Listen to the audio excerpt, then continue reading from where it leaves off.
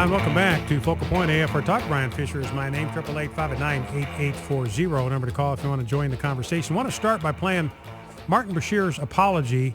And again, I don't honestly know, ladies and gentlemen, there's any way that I can talk about what Martin Bashir on his program on MSNBC, this is part of the NBC network, this is supposed to be some kind of news outlet, and what he said Sarah Palin deserved. Sarah Palin likened our national debt to slavery, that we are enslaving our children because we're loading them down with this debt. That is a biblical point of view. Remember, the Bible says in Proverbs that the borrower is a what to the lender?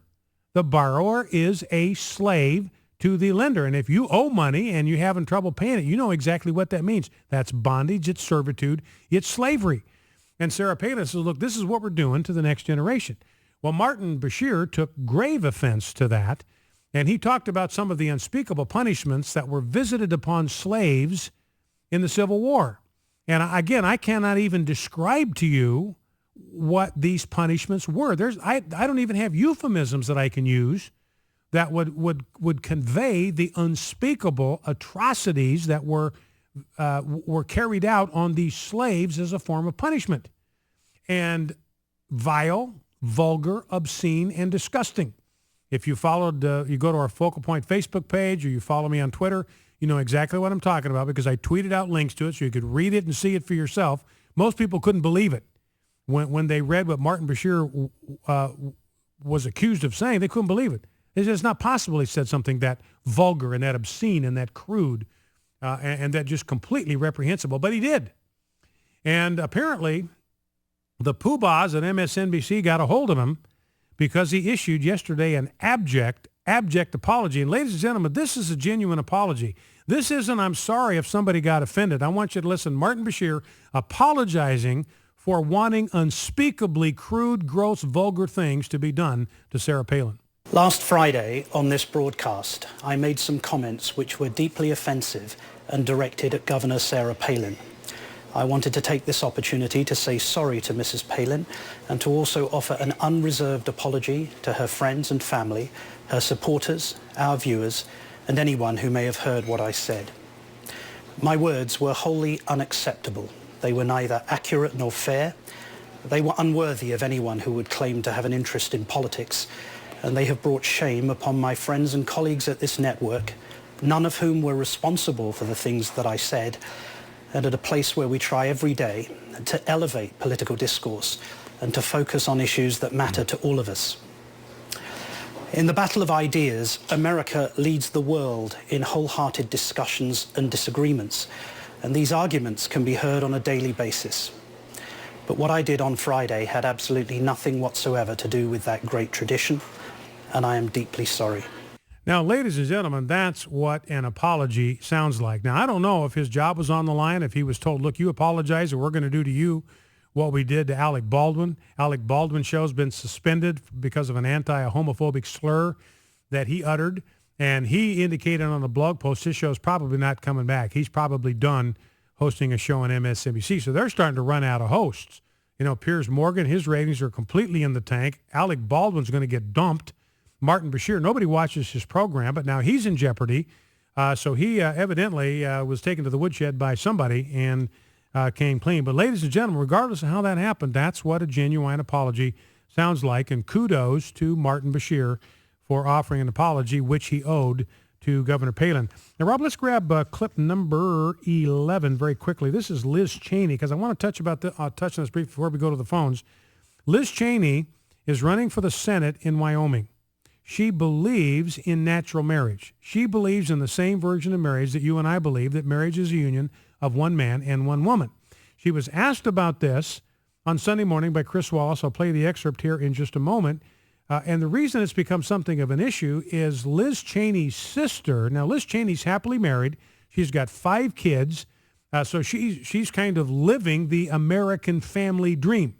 Good marriage to a good guy, house full of kids, and they're doing well, got a great extended family, et cetera, et cetera, et cetera. So she's living the dream. Now, her sister is a lesbian. Her sister's name is Mary. She's a lesbian, and she found some state several years ago, I think 2010, where she could get married to her lesbian partner. So they are now, quote, married, end quote. And yet Liz Cheney says, look, I still am a supporter of natural marriage. This is what she said to Chris Wallace, clip 11, on Sunday morning. You talk about your position against same-sex marriage. Your sister, Mary, who is married to a woman, put out this post. She said, for the record, I love my sister, you, but she is dead wrong on the issue of marriage. Yeah, and I love Mary very much. I love her family very much. This is just an issue on which we disagree. So that is Liz Cheney demonstrating tolerance. Am I right? That is what tolerance looks like. That's what tolerance sounds like. I love my sister very much.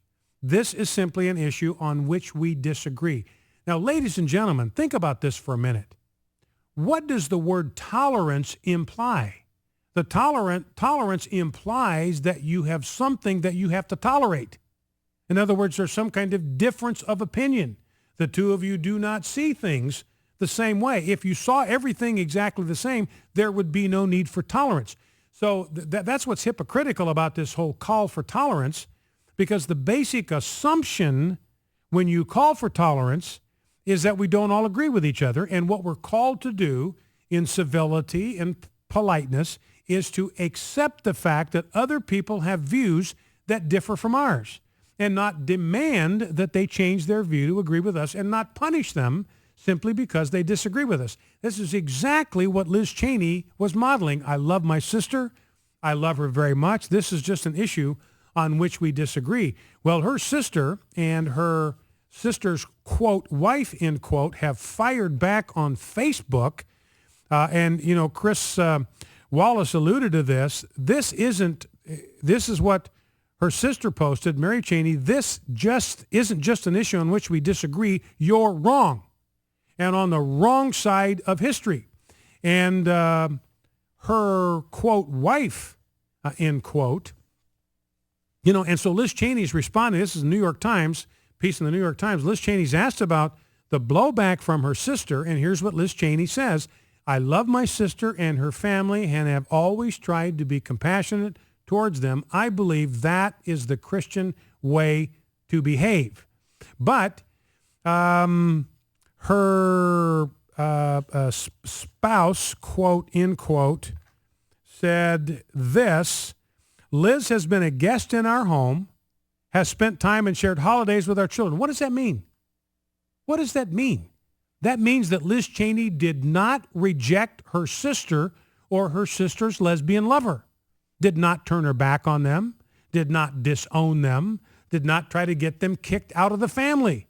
Liz Cheney loved them, spent time with them, was perfectly happy to spend time in their home and around the two of them and the children that they have in their household.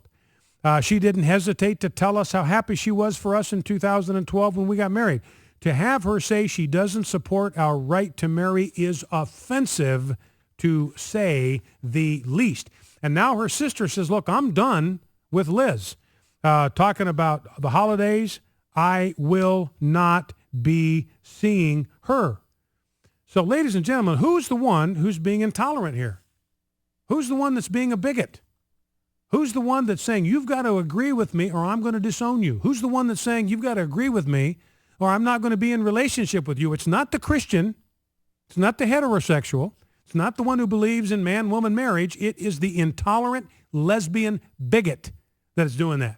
And so that's the thing I think we need to understand here. It's very, very clear here that Liz Cheney is not the intolerant bigot. It is Liz Cheney's sister who is, in fact, the intolerant bigot. Well, let's grab a phone call before the end of the program. Let's go, or the end of the first hour. Let's go to Dwight in Lima, Ohio. Dwight, welcome. What's on your mind? Hi, Brian. Hey. First of all, I want to thank you for AFR Radio and the work you do there. I really appreciate hearing the truth. Great. Well, thank you. I was calling about what Obama is doing today, not honoring Abraham Lincoln in his great speech. Yeah, And, that's something, isn't it? I think it just shows where Obama's heart really is. He is obviously not for our country. I've observed a lot of things he's doing. Almost everything is destructive. And so I think it's just another revelation of where his heart really is. And I consider him a traitor personally, but, you know. Well, and when you look, when you look at the values that made this country great, Dwight, you look at the important role of Christian faith in the founding of this country. We even date the Constitution from the birth of Jesus Christ. The Declaration of Independence tells us that all of our rights come from the Creator God of Genesis 1:1, the Creator God I was talking to David Reeves about earlier in the hour. I mean, that's the Creator. All men are created equal, endowed by their Creator with certain unalienable rights. I mean, Thomas Jefferson is thinking about the same God that is revealed in Genesis 1:1 and revealed in the person of Jesus Christ. I mean, this was the foundational principle on which this nation was built. We were founded on this profound religious ideal, this religious concept that there is a God, that he is a creator God, that we are his created offspring, and that he, not government, but God, is the source of every single one of our rights. And these rights, according to the founders, are unalienable because they are a gift to us from God.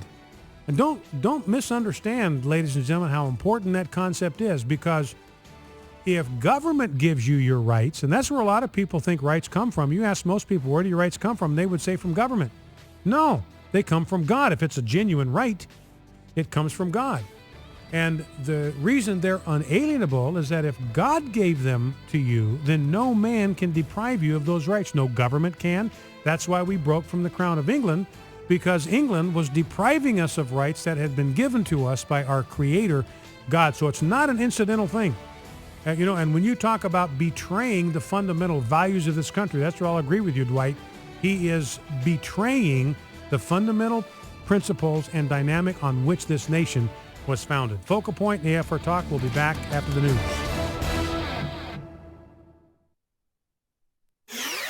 American Family Radio. AFR Talk. Conservative ideals that stand the test of time.